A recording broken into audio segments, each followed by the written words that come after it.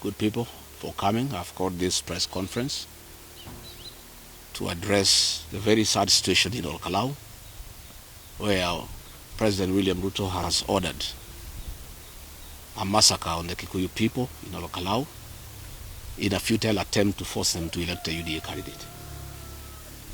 When the IG announced that he would deploy 2,000 police officers in Olkalau, I wrote to him and I told him I had information that there were sinister motives.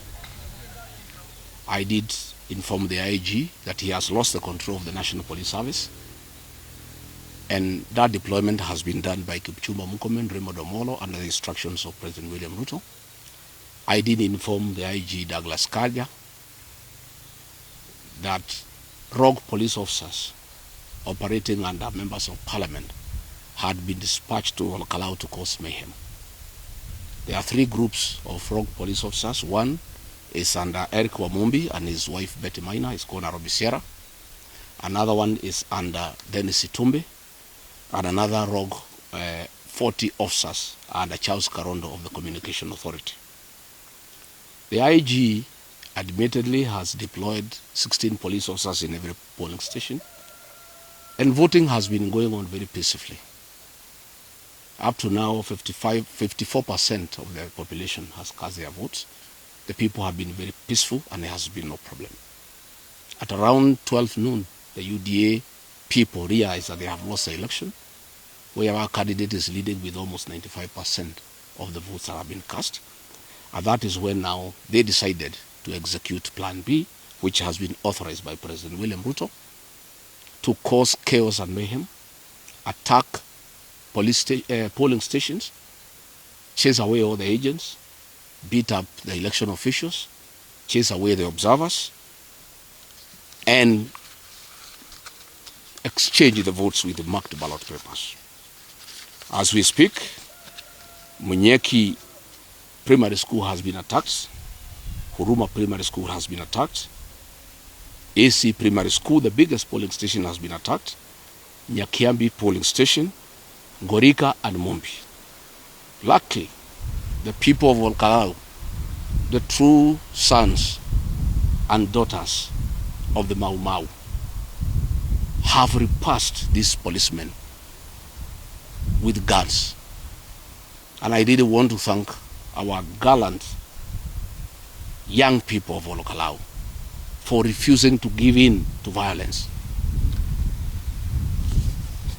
This gang has retreated to Royal Garden Hotel in Olkalau. That is where they are meeting currently. The three killer squads, and they are under the control of the following members of parliament. And we are ashamed they are people from this region who are brutalizing their own community under the instructions of William Ruto. The Honorable Sabina Chege, the Honorable Kawanjiku Njuguna of Kiamba, Eric Wamumbi, Betty Maina, and the women rep for Kiambu Wamuraba.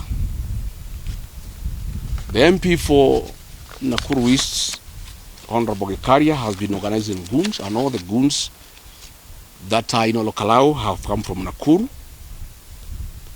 and they are using Molin luxury shuttle. I want to apologize. Earlier on when I spoke to a media station, I said it's Molo Line. I want to give an undeserved apology to Molo Line, because they are not the ones. It's Molin luxury shuttle. This is the team of public transport that has given out their vehicles to take goons to Olkalau to kill the people of Olkalau. This is unacceptable and they will be punished.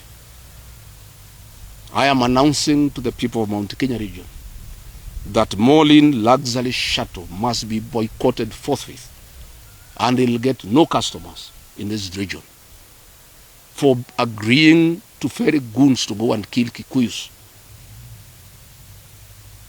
in Olkalau. And I want to ask everybody in all 11 counties, forthwith, Molin luxury shuttle must be boycotted and should not get a single passenger anywhere because of what they are doing. I want to ask these members of parliament from this region who are being used by William Ruto to injure their own kinsmen, to beat up their own people, to overturn the will of the people, that they are traitors and they are an embarrassment to our community. Charles Karondo, Dennis Itumbi, Eric Wamumbi, Betty Maina, David Gekaria, Sabina Chege, Wamuratha, Kawanjiko, you are an embarrassment to our community. How can William Ruto fool you to organize violence against your own people? I have been told now they are regrouping. They are planning to storm all the polling stations. And I'm surprised that Ethicon and IBC has said nothing, even after polling stations have been attacked by hooded police. They are moving in vehicles in broad daylight with rifles and wearing masks, and IBC is quiet because they are part of it. IBC and William Ruto are part and parcel. And it is now clear that we shall not have a peaceful general election. I think Olokalawa is address rehearsal by William Ruto on how he can use rogue police to subvert the will of the people. I want to tell IBC, from what has happened, we'll be mobilizing the people of Kenya to call for your disbandment. You are an embarrassment to the people of Kenya. This election was very peaceful until you connived with William Ruto to cause violence. These people now have retreated to Royal Garden Hotel, where they are planning to storm all polling stations and disrupt the counting and overturn the will of the people. I am calling upon the people of Olokalawa, all of them who voted to go back to the polling stations, and fortify and barricade our polling stations and make sure that the will of the people is not subverted. I want to tell William Ruto, I'm sure you want to kill the Kikuyu population because you have a beef with us. You must start today with Olokalawa. For you to steal this election, you must kill the people of Olokalawa. And that is, if that is what you have decided, to kill the people of Olokalawa, please go ahead. And I'm asking everybody from Olokalawa, all our young men, women, old men, to go back to the polling stations and fortify them and stop these police goons from subverting the will of the people. We cannot allow William Ruto to subvert the will of the people, to successfully conduct a pilot on how he shall force the people of Kenya to elect him as president next year. IG Douglas Kanja, much I sympathize with you. You are an embarrassment to our people here, not just in Nyeri but the mountain. This afternoon, Douglas Kanja is my neighbor here. I called a common friend and asked him to call Douglas Kanja and put him on speakerphone and posed to him 2 questions. Why is he allowing William Ruto to use him to kill and maim his kinsmen from the mountain? I asked him to ask him, why has he surrendered the command of the National Police Service to Kipchumba Murkomen and his tribesmen? Because these are Ruto and his tribesmen who have declared war on the Kikuyu people. And Kanja told that person, and I heard clearly, that he has no control of the National Police Service, and what is happening in Olokalawa has the direct authority of William Ruto, and there's nothing he can do. He was crying, saying how sad he is, saying that his work has been taken over by Kipchumba Murkomen, and he is even contemplating resignation ahead of his impending retirement. It is therefore confirmed that this massacre that is going on in Olokalawa has been authorized by William Ruto himself. And we want to ask you, William Ruto, these people of Olokalawa, the people of Nyandarua, the people of this region voted for you to a man to become president. Why have you declared war on them? Why are you unleashing violence on women and children? Why have you converted the National Police Service into a rogue outfit to kill people and to maim people? But I'm now convinced that when William Ruto sent the National Police Service to Haiti, the intention was never to go and help the people of that great country on how to deal with the criminal gangs. He actually sent the National Police Service to benchmark and learn how to work with the criminals and goons to assist him to be elected by the people of Kenya next year. I want to say now I'm convinced than ever before that we shall not have a peaceful election, that we shall have anarchy and civil war. If what William Ruto is doing in Olokalou today is what will happen next year, there will be civil war in this country. We have seen it. You, the media, the nation newspaper, the NTV, the journalists who are beaten up, and their equipment confiscated, so that they don't record the mayhem that is happening in Olokalou.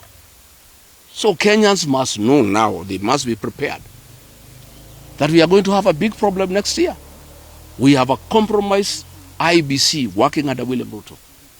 We have a president who has gone rogue, who is determined to force his way back to power, using whatever method, including killing people and maiming people. And Olokalou is a pilot of what will happen next year. The DCP candidate is leading with 90%. And the people of Olokalou must make sure these results are announced today. And we are asking all members of the public in Olokalou to move quickly from now and occupy and surround the polling stations and withstand the assault that is being planned by William Ruto to overturn the will of the people. Later on, the entire population will move to Olokalou town. 40,000-50,000 people around the Talib Center. And if William Ruto wants to massacre the Kikuyu population in Olokalou, he can go ahead and do so. He has harassed our people enough. He has ruined our businesses. He has sacked our people from KRI. He has sacked our people from the army. He has sacked our people from the civil service. He has attacked our churches. He has made sure our pending bills are not paid. He has attacked us in churches. Now he has decided that he will force us to elect people from his party. And he is prepared to kill people. He is prepared to unleash violence on the Kikuyu population because of his hatred for this community. What has happened today is an eye-opener to my people. Please wake up and know now that William Ruto means very bad thing for our community. And all those of you who work with him, you are traitors of our community. You are shameless. Nobody can believe that Kikuyu's member of parliament can join William Ruto to kill their own kinsmen because of an election. And all of them will be voted out, I can assure you. No member of parliament or senate working with William Ruto to unleash violence on our people will be re-elected. And Moses Kuria, shame on you. You are organizing gangs and goons to attack our people in Olokalou. For the longest, you have been organizing goons to attack businesses belonging to the Kikuyu nation. Our people have really suffered under your hands. How much money do you Kikuyu traitors need from William Ruto to betray your people and turn against them and brutalize them and maim them and use guns? So I'm told tear gas is being assembled so that when they go to the polling stations and they find our people, they can use tear gas on them. I want to urge our people not to run away. Carry a bottle of water and Colgate to deal with the effects of tear gas. The people of Olokalou, the people of Nyandarua, are the true sons and daughters of the Mau Mau. They cannot be intimidated today. They must put up a fight, and a strong one. It is unfortunate that the man we gave our vote, whom we trusted with our vote, has turned against us. And he is unable to accept that we have a democratic right to choose whoever we want. He wants to force us to choose his candidate, and it will not happen. I'm told they want to try to overturn the results, and if they can't, they cause chaos so that the election is cancelled, and then they have another opportunity to repeat the election once more. Even if the election is repeated 10 times, the results will be the same. They have spent 14 billion shillings in projects in Olokalou. People have said no. They have spent 1.2 billion bribing voters. People have said no. That is the Kikuyu nation for you, Mr. William Ruto. You don't know the Kikuyu. You are touching a very raw nerve. You have now radicalized the Kikuyu nation beyond limit. And you face the consequences of a radicalized Kikuyu nation. And I'll be calling upon this community to boycott all your public meetings forthwith because you have declared war on the community. We cannot allow you to persecute this community further. You have done more than enough. You have done enough damage to this community. You have abused us. You have called us tribal. You have called us prostitutes. You have used all manner of adjectives to describe this community that gave you power. Now you have decided to use force, to use police to brutalize our people, using traitors from the community. Shame on them. Nobody can believe it. No other community joins another to fight their own people. Eric Wamumbi, Betty Maina, Charles Karodo, Dennis Itumbi, David Gikaria, Sabina Chege, Anu Amuradha, Joguna Kawanjiku. What has happened to you? How do you feel today you are in Olokala organizing police to brutalize your own people? I can't believe it. But you'll be served. The only remedy for betrayal. Our people will deal with you at the ballot. I want to thank you.